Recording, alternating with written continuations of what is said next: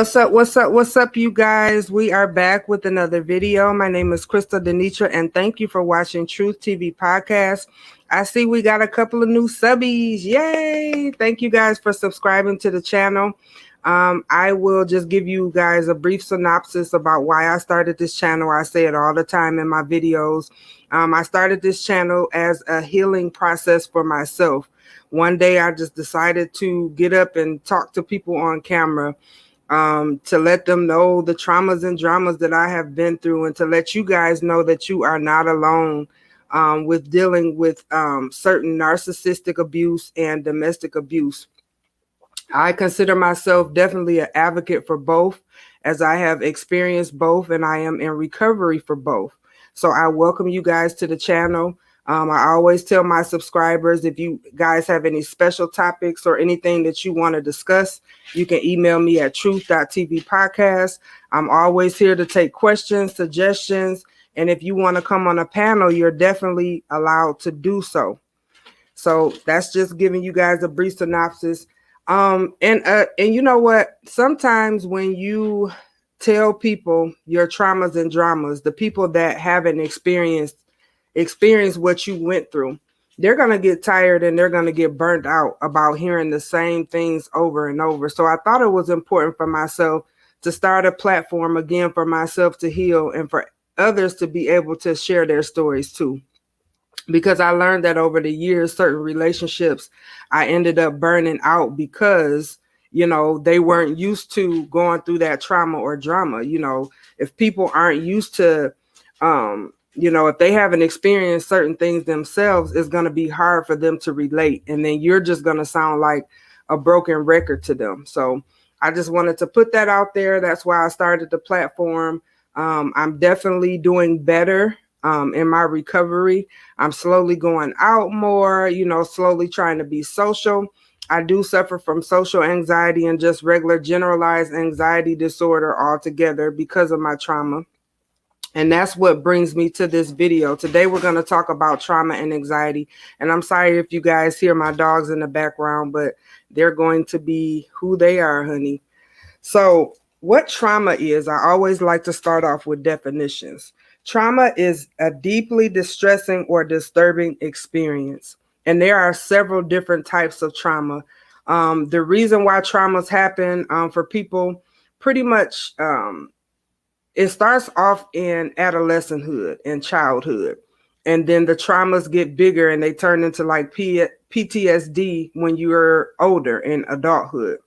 So the three different types of trauma are acute, that results from one single accident; chronic trauma, which I've experienced; repeated or prolonged, and that can be, an example of that can be domestic abuse or narcissistic abuse. Complex trauma is exposure to varied and multiple traumatic events, often evasive and interpersonal. They have long-term effects. What trauma looks like is you constantly have flashbacks about things. You have unpredictable emotions. Your relationships with new people are strained. I talked about that before. You can have physical symptoms like headaches, stomach ache, nausea, vomiting. All of those things contribute to trauma.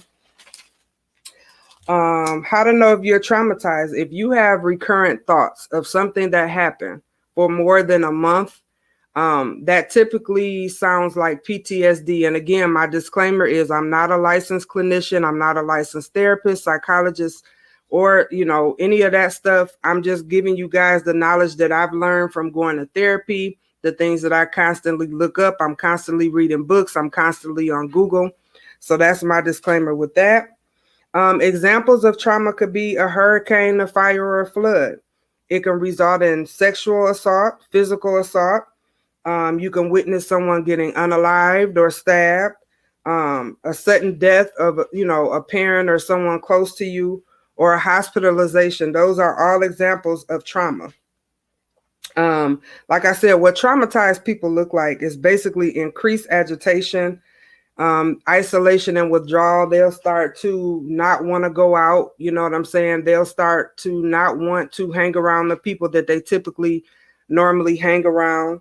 They have a lot of fear and anxiety of just doing normal everyday things. Um, Now, anxiety. Anxiety is the excessive intense and persistent worry, and you have fears about everyday situations.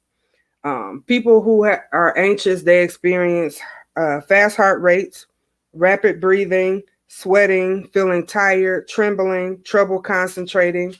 Those are all the ways of anxiety and what that looks like. Treatment for anxieties typically, like I've talked about in other videos, is important to stay active, because if you are active and you are doing things, it's gonna kind of train your mind to not think about the traumatic events that you've dealt with.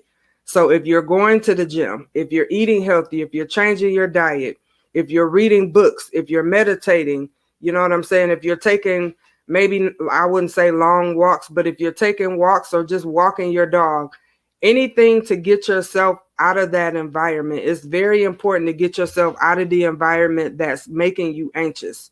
You know what I'm saying? The place that's causing the flashbacks. You know what I'm saying? You don't want to keep yourself there. And it's easier said than done, but working out does help. You know, I've gained and lost over the past couple years, but what I do know is after I go to the gym, I definitely feel more accomplished.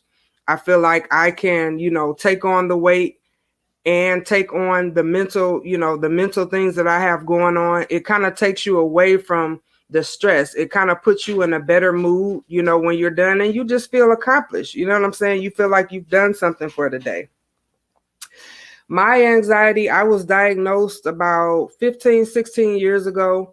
I was having anxiety attacks. And at the time, I didn't know what that was. I just knew that my heart was racing. I was sweating in places that I typically wouldn't sweat. I was having syncopal episodes where I would just pass out. You know what I'm saying? I could be talking to someone, then the next thing, I'm slumped over in a car or something like that. I've experienced a lot of childhood trauma and just a lot of adult trauma, and trying to deal with that is definitely hard. It's not easy. So the anxiety keeps me in the house. The anxiety keeps me in my safe space. And I'm slowly learning how to get out of that. You don't want your trauma or your past abuse to keep you captive to where God is taking you. That's the most important takeaway. You don't want your past drama and trauma to keep you in a place where you're scared to try new things. You know what I'm saying? It's good to get out there and test the waters. It's good to have that freedom and peace of mind that, hey, I can overcome this. I know it's easier said than done, but if you just take yourself out of that depressed state, you take yourself away from the anxiety and know that there is a life worth living. You don't have to accept what other people told you about yourself. There is hope. There is a sense of overcoming this thing. You don't have to be stuck in it. That's the biggest thing that I want people on my channel to understand, because for a long time while I was getting abused, I felt that this was love. This was what love looked like. I felt like I had to condition myself to go through these things because the abuser was telling me I had to go through it. And because I saw so many crazy things growing up, I definitely felt like that's what love was when I got married. Like I said, I was in a couple, a lot of different circumstances where I was faced to fight and literally had to fight to keep myself alive. And I told myself I would never want to be in that position again. I have kids to live for, and I have to live for myself.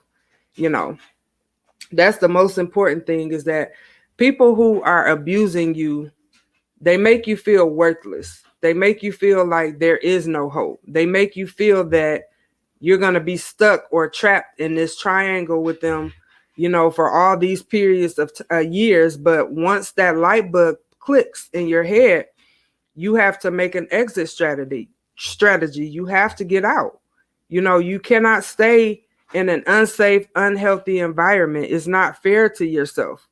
And I told myself for a long time, well, this is how it's just going to be. No.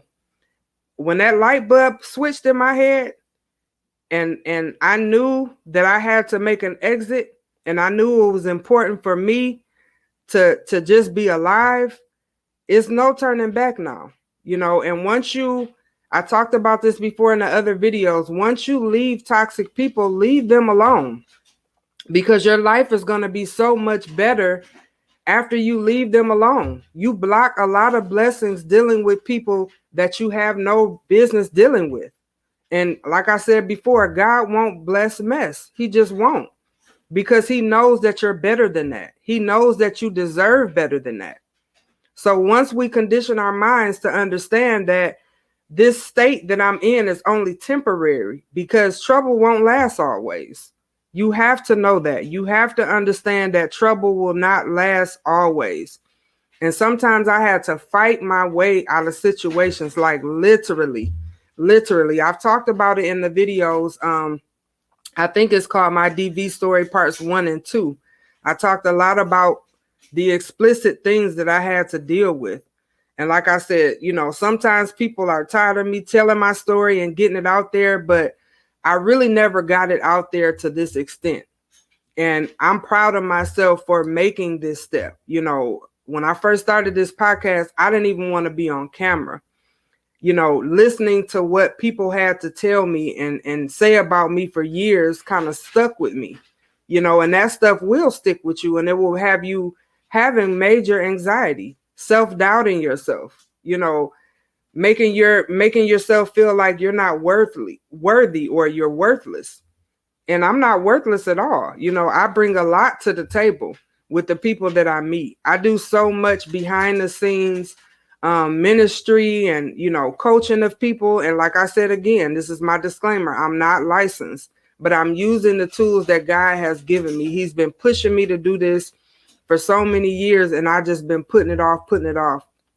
But the more I talk about it and the more I express, I feel like I am actually feeling better. I'm getting myself to a place where that is more healthy. Like I said, I'm yearning healthy relationships. I don't want to be in anything else toxic. I don't want to be around toxic people at all. Because once you break away from that, you don't want to come back, because you don't want your spirit broken again. The devil will use people. The devil will use people to manipulate your mind, to make you think that their evilness is the way to go. And I'm here to tell you, it's not. It's not. It's not. You can live. You can get through this thing. You just have to press through every day. It takes a lot for me to come on here and be on camera, but I have to do what I have to do. I have to be obedient. Like I said, I blocked so many blessings dealing with people who weren't for me. And once I got out of that, I don't ever want to go back. Who wants to be anxious and nervous all day? And I made up in my mind, I'm not going to let my trauma deter my future. I'm not going to let it stop me and make me be in the house and make me be sheltered and all of that, because that's what the abusers want anyway. They want you to be somewhere scared. And like I told them, I'm not scared of nothing. The only thing I'm scared of is God, the dentist, and the IRS. Them the 3 things that I'm scared of. Other than that, it is what it is. I had to be so strong for myself, and I shocked myself. I shocked myself to even get to this point. I thought I would never see the day of light. I thought I would never get out of my situation. I thought I was just stuck, because I had people around me telling me I had to stay in this abusive relationship. Parent was even telling me, you have to stay. You have to stay.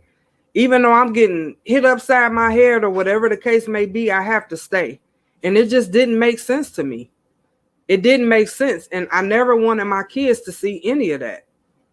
So I'm telling you guys, dealing with trauma is a hard thing. It really is a hard thing. And we have to take this thing one day at a time. I found so many different YouTube communities on here with pages that are like mine. And I just been watching and studying. I've been watching and studying. I've been going to the therapist.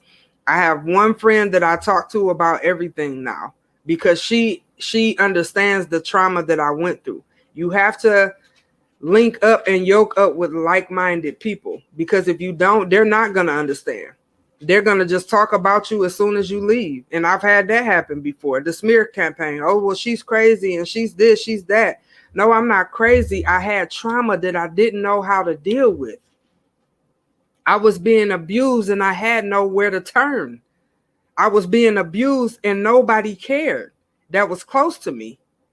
So now that I know that I have myself and that God's got me because he's kept me this far, I have to keep that momentum going.